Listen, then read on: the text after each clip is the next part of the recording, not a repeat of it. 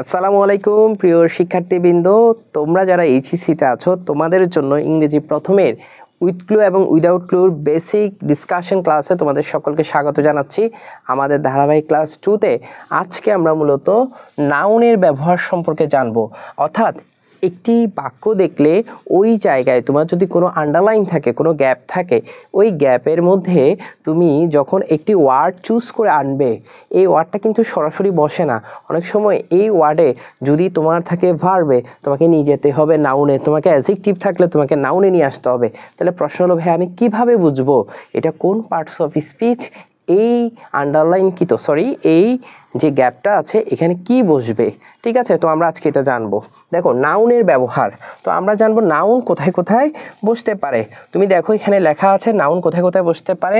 আমরা 1 নম্বর রুলসে যেটা পাচ্ছি, দেখো সেন্টেন্সে সাবজেক্ট কিংবা অবজেক্টের স্থানে শূন্যস্থান থাকলে নাউন ফর্ম বসে, কারণ সাবজেক্ট বা অবজেক্ট হতে হলে তাকে অবশ্যই নাউন হতে হবে। অর্থাৎ আমরা বুঝতে পারছি সাবজেক্ট কিংবা অবজেক্টের স্থানে সবসময় কি বসে? নাউন বসে। সাবজেক্ট কোনটা আমি তো চিনি না, অবজেক্ট কোনটা আমি তো চিনি না। মনে রাখবে ভার্বের আগে, আজকে থেকে মনে রাখবে ভার্বের আগে, এই ভার্বের আগে যা থাকে তাকে আমরা সাবজেক্ট বলি, তাকে আমরা কি বলি? সাবজেক্ট বলি। আর ভার্বের পরে যা থাকে তা কিন্তু কখনোই অবজেক্ট না, তাকে আমরা এক্সটেনশন বলি। এটা মাঝে মাঝে হতে পারে কমপ্লিমেন্ট, মাঝে মাঝে হতে পারে অবজেক্ট, কিংবা মাঝে মাঝে হতে পারে অ্যাডজাঙ্ক্ট। দেখো কখন আমরা অবজেক্ট বলবো? সাবজেক্ট তো সবসময় ভার্বের আগেই বসে, এটা নিয়ে কোনো ডাউট নেই। এই ভার্বটা যদি ট্রান্সিটিভ ভার্ব হয়, ট্রান্সিটিভ ভার্বের পরে যা থাকে তার নাম অবজেক্ট। আমি তো ট্রান্সিটিভ ভার্ব চিনি না, তাহলে ভার্বকে কি বা কাকে দিয়ে প্রশ্ন করবা? যদি উত্তর আসে তখন আমরা বলবো অবজেক্ট। যেমন আমি একটা উদাহরণ দিয়ে বলি, এখানে উই ইট রাইস। দেখো উই ইট রাইস, এখানে ইট একটা ভার্ব, এই ভার্বকে আমরা প্রশ্ন করি কি খায়? ভাত খায়। ঠিক আছে, তাহলে কিন্তু আনসার চলে আসছে। অর্থাৎ কি বা কাকে দিয়ে প্রশ্ন করবে? কাকে? ভার্বকে। যদিও উত্তর চলে আসে তাহলে এটাকে মনে করবে অবজেক্ট। যেমন এই উই আর রাইস কিন্তু কখনোই সমান না, অর্থাৎ আমরা তাহলে এটাকে বলতে পারি ট্রান্সিটিভ ভার্ব। তাহলে বলা যায় ট্রান্সিটিভ ভার্বের পরে যা থাকে তার নাম কি? অবজেক্ট। তার মানে ইটটা একটা ট্রান্সিটিভ ভার্ব, কারণ ইটের একটা কি আছে ভাইয়া? অবজেক্ট আছে। রাইস, কারণ কি দিয়ে প্রশ্ন করে আমরা উত্তর পেয়েছি। অর্থাৎ ভার্বের আগে যা থাকে তার নাম সাবজেক্ট, এবং ট্রান্সিটিভ ভার্বের পর যা থাকে তার নাম কি? অবজেক্ট। তাহলে এই থেকে যদি আমরা এটা বুঝি তাহলে আমরা বলতে পারি, একটা উদাহরণ দিয়ে আমরা এখানে আলোচনা করতে পারি। দেখো এখানে বলছে ড্যাশ, এখানে ব্র্যাকেটে এডুকেট লিখেছে, এটা একটা ভার্ব। দেখো is the backbone of a nation, এখানে এই বাক্যটাকে আমি যদি একটু দেখি, অবজার্ভ করি, তাহলে তুমি বুঝতে পারবে ইজটা একটা ভার্ব। তাহলে ভার্বের আগে এই যে তোমার যে গ্যাপটা আছে, এই গ্যাপের মধ্যে অবশ্যই নাউন বসবে।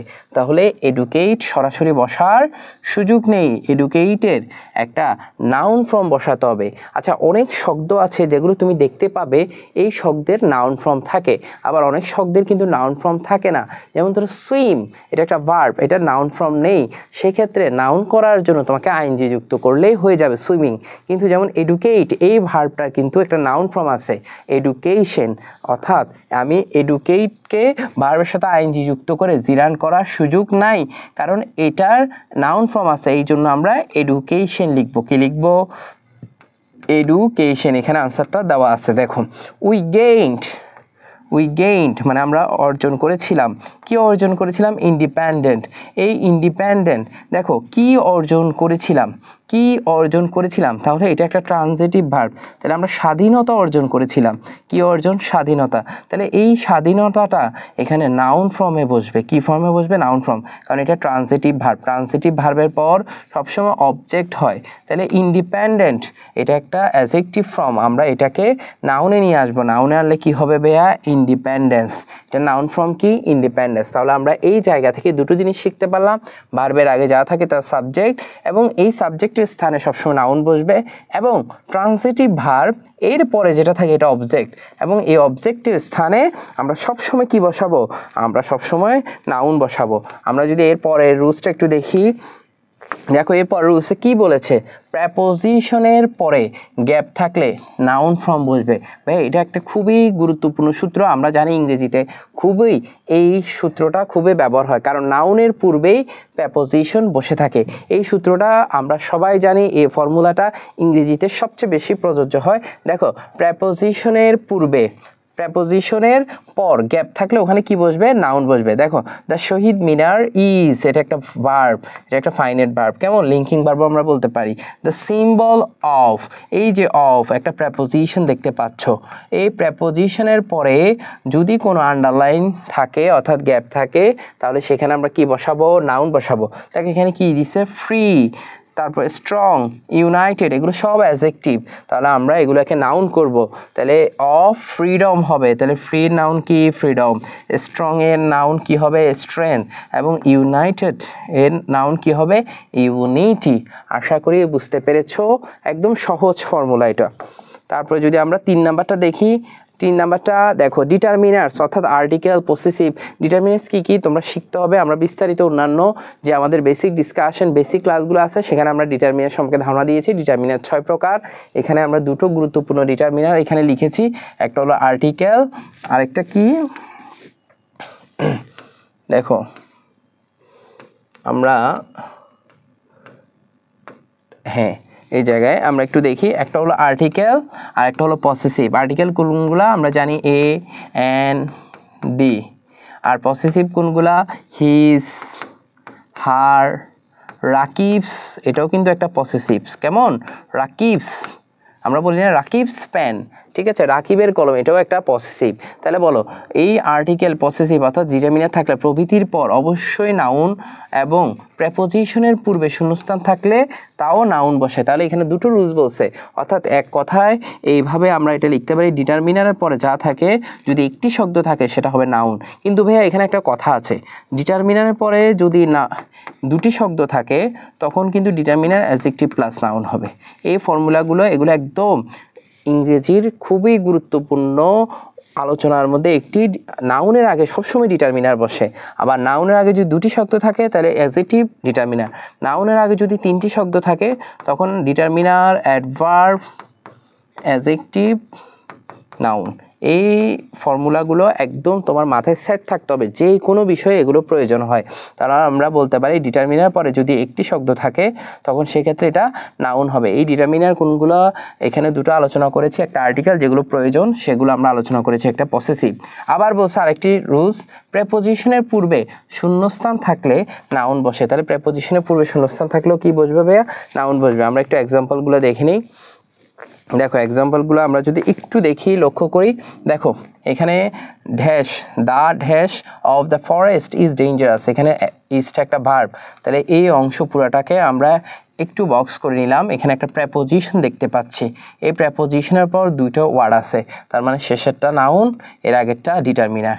এই প্রেপোজিশনের আগেও কিন্তু দুইটা ওয়ার্ড আছে, তাহলে এই প্রেপোজিশনের আগে দুইটা ওয়ার্ড থাকলে দাটা তুমি দেখে বুঝতেছো ডিটারমিনার, তাহলে এরপরে যে শব্দটা থাকবে সেটা হবে কি, নাউন। তাহলে ডেস্ট্রয়, এটা নাউন কি হবে, ডিস্ট্রাকশন, এটা নাউন কি হবে, ডিস্ট্রাকশন। এই ধরনের চেঞ্জগুলা তুমি পড়তে পড়তে, তুমি যে কোনো রিডিং হ্যাবিট তুমি যত বাড়াবা, তোমার ইএফটি বইটা যত পড়বা, একটু বুঝে বুঝে পড়লে, আমাদের চ্যানেলে দেওয়া আছে ইএফটি বইয়ের একদম সবগুলো আলোচনা, তুমি পড়তে পড়তে আস্তে আস্তে জানতে পারবে এবং সমৃদ্ধ হবে তোমার পড়াশোনাগুলো, ঠিক আছে। যেমন দেখো উই আর প্রাউড, এই দেখো প্রেপোজিশন আছে অফ। এখন প্রশ্ন ভাই প্রেপোজিশনের পর তো নাউন বসে নাই, ভাইয়া প্রেপোজিশনের পর দুটো শব্দ আছে, তাহলে দুটো শব্দ থাকলে আমাদের রুলসটা কি ছিল, ডিটারমিনার প্লাস নাউন। তাহলে এখানে কি আছে, আওয়ার, এটা একটা ডিটারমিনার, এবং এই ফ্রির নাউন হবে ফ্রিডম। আশা করি বুঝতে পেরেছো, আশা করি বুঝতে পেরেছো, আশা করি বুঝতে পেরেছো। আমরা লাস্ট ওয়ান, এটা একদম এই নাউনের সর্বশেষ রুলস আমরা একটু দেখে নিই। ক্লু হিসাবে ব্র্যাকেটে ক্লু হিসাবে ব্র্যাকেটে ভার্বকে যদি আইএনজি যোগ ছাড়া নাউন করা সম্ভব না হয় তাহলে আইএনজি যোগ করে নাউন করতে হবে। অর্থাৎ তোমার যে আন্ডারলাইন ওয়ার্ড আছে এখানে ধরো একটা ওয়ার্ড দিল সুইম, তুমি বুঝতেই পারতেছো swim is a best exercise, যেটাই বলো ইজ দ্য বেস্ট এক্সারসাইজ। এখন এই ভার্বের আগে যা আছে এখানে নাউন বসবে, বা এই সুইমের নাউন কোনো ফর্ম নাই। যেমন এডুকেট, এই ভার্বটার একটা নাউন ফর্ম ছিল এডুকেশন, এডুকেটের নাউন ফর্ম ছিল এডুকেশন, কিন্তু সুইমের নাউন ফর্ম নাই। সেক্ষেত্রে নাউন ফর্ম যদি না থাকে তাহলে ভার্ব প্লাস আইএনজি করে তোমাকে কি করতে হবে, নাউন করতে হবে। যেমন ভার্ব প্লাস আইএনজি হলে এটা জিরান্ট হয়ে যায়, কি হয়ে যায়, জিরান্ট হয়ে যায়।